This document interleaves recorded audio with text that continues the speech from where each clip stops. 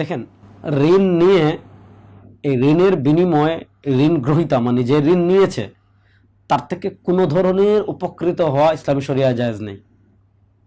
এটা কি হবে? সুদ হিসাবে গণ্য হবে। মনে করেন আমাদের দেশে এই প্রচলন আছে, একজন কৃষক কাজ করবে খেতে বা সে ফসল রোপণ করবে, তো বিভিন্ন আড়তওয়ালারা তখন কি করে, তখন তো কৃষকের হাত খালি থাকে, তাকে কি করে টাকা ঋণ দে আবার কি শর্ত লাগায় যে আমি তোমাকে টাকা ঋণ দিচ্ছি, তুমি ফসলটা আমাদের আড়তে কি করবে, বিক্রি করবে, বা তোমাকে আমি টাকা দিচ্ছি, তুমি এখানে মাছ চাষ করো, মাছটা তুমি আমাদের আড়তে এসে বিক্রি করবে। তো এই যে আপনি শর্তটা লাগিয়েছেন, অর্থাৎ আপনি ঋণ দেওয়ার বিনিময়ে এই ফায়দাটা নিয়েছেন, এটা কিন্তু সুদ হিসাবে গণ্য হবে, এটা কিন্তু জায়েজ নাই। হ্যাঁ, আপনি তাকে ঋণ দিয়েছেন, সে যদি তার স্বেচ্ছায় আপনার কোনো শর্ত যুক্ত করা ছাড়া স্বেচ্ছায় আপনার আড়তে এসে বিক্রি করে, কোনো সমস্যা নেই। এই জন্য মাসালার ক্ষেত্রে এই জিনিসটা আমাদের প্রথম মাথায় রাখতে হবে।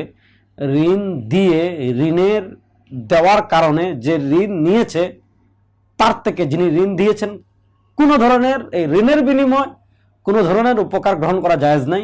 ঋণের বিনিময়ে যেই উপকারই আপনি গ্রহণ করবেন এটা সুদ হিসাবে কি হবে, গণ্য হবে। সুদ অত্যন্ত জঘন্য গুনাহ। আল্লাহ তাআলা এই গুনাহ থেকে আমাদের বেঁচে থাকার তৌফিক দান করুন।